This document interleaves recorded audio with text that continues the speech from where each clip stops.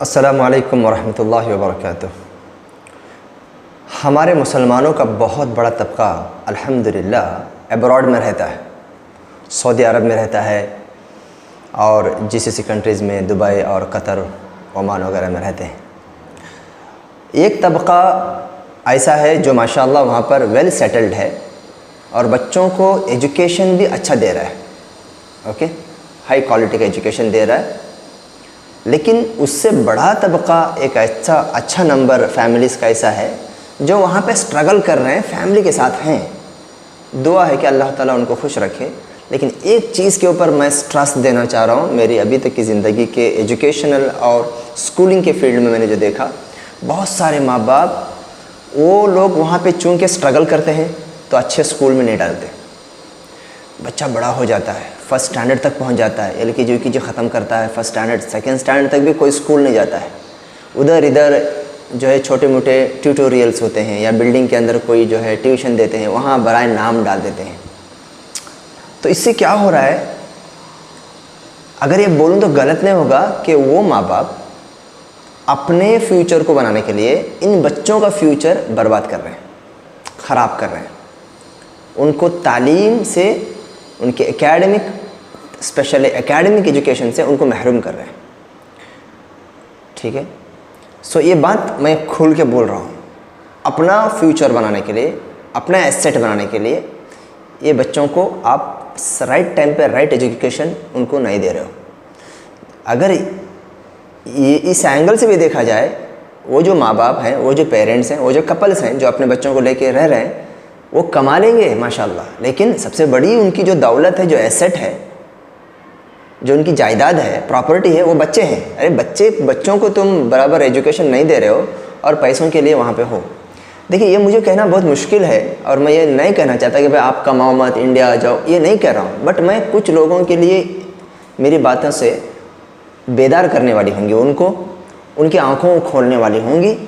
और जो लोग ऐसा कर रहे हैं वो लोग इससे बाज आना चाहिए कि बच्चों को वहाँ पे अगर पढ़ा रहे हो, या तो आप अच्छे स्कूल में डालो, या तो घर में ऐसे पढ़ाओ कि उनकी एकेडमिक ज़रा बराबर भी मुतासिर ना हो और कमी ना हो। इंडिया में जब आएँ तो उनको रेगुलर उनके एज के हिसाब से वो अपना एडमिशन लेकर आगे बढ़ सके। 90% जो बच्चे अब्रॉड से आते हैं, जो मिडिल फैमिली के होते हैं, वो लोग, उनकी बच्चे 8th स्टैंडर्ड के हैं या 5th स्टैंडर्ड के हैं या 4th स्टैंडर्ड के हैं, लेकिन वो लोग तकरीबन 3 या 4 साल एकेडमिक परफॉर्मेंस में पीछे रहते हैं। अब इनको कितना ब्रिज कोर्स दे दो आप, 1 साल 2 साल भी दे दो, इन लोगों को दूसरे बच्चों के, उनके हम उम्र सेम एज के बच्चों के मुकाबले में आने नहीं होता है। यहाँ पर हमारे मुस्लिम पेरेंट इन बच्चों का ही मुस्तकबिल, अपने बच्चों का मुस्तकबिल ही ख़राब नहीं कर रहे हैं, बल्कि कौम का मुस्तकबिल यही बच्चे होंगे कल के दिन, उनको आप लोग ख़राब कर रहे हैं। तो एक ये हो गया जो वहाँ पर स्टे कर रहे हैं, वहाँ पर जो रेसिडेंट हैं, उनकी मैं बात कर रहा हूँ। और एक है जो पेरेंट्स, ऐसे पेरेंट हैं जिनके अब्बा वहाँ पे रहते हैं, फादर उधर रहते हैं, छुट्टियों में बच्चों को बुला लेते हैं, ईद के टाइम में बुला लेते हैं, स्पेशली मई से पहले जो एकेडमिक के जो छुट्टियाँ होती हैं, उन छुट्टियों में बुला लेते हैं। छुट्टियाँ 1.5 महीने की होती हैं, लेकिन ये लोग 4 महीने से पहले नहीं आते। और याद रखिए, कोई भी एजुकेशन जो एकेडमिक ईयर होता है, ये बिगिनिंग के जो वीक्स होते हैं या पहला मंथ या पहला दूसरा महीना जो होता है, वो फाउंडेशन होता है। फर्स्ट वीक्स में अगर बच्चे ने ग्रैब कर लिया, इंटरेस्ट दिया, टीचर्स को अंडरस्टैंड किया, टीचर ने उसको अंडरस्टैंड किया, तो एंड ऑफ द ईयर तक वो बहुत फ़ायदा उठाएगा उस अपने क्लासरूम में।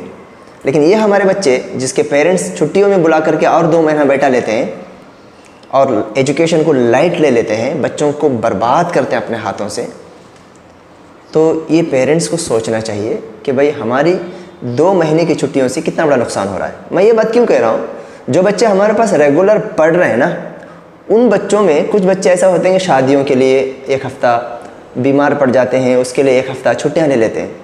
अरे भाई, 1 हफ़्ता जब बच्चा छुट्टी करता है, बच्ची छुट्टी करती है, तो 1 हफ़्ते की पढ़ाई भी गई और 1 हफ़्ते के बाद आने के बाद उसको उसका जो प्रेजेंट क्लास है वो पोर्शन भी समझ में नहीं आ रहा है। क्यों?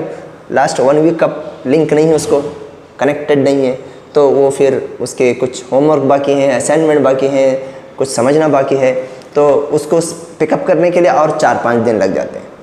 1 हफ़्ता जब इतना डैमेज कर सकता है, तो सऊदी जो ले जाके 1-1 महीना 2-2 महीना वो भी स्कूल वालों से कंफर्म करना, स्कूल वालों के साथ कुछ कोऑर्डिनेशन करना, वो भी उनको फ़िक्र नहीं है पेरेंट्स को।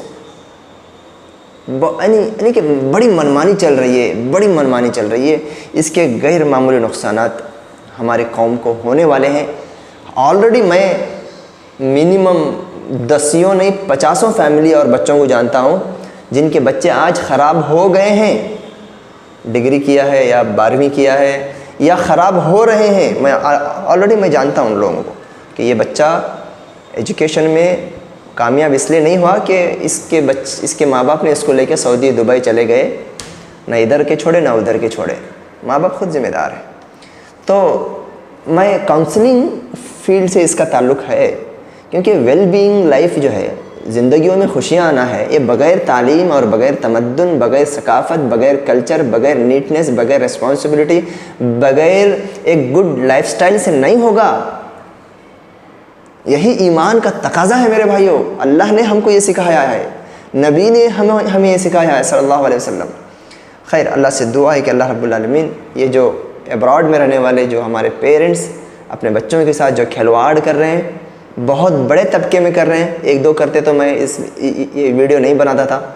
उम्मीद कि आप इस बात को सीरियस लेंगे, अपने फैमिली में अवेयरनेस कायम करेंगे। अस्सलामु अलैकुम वरहमतुल्लाह।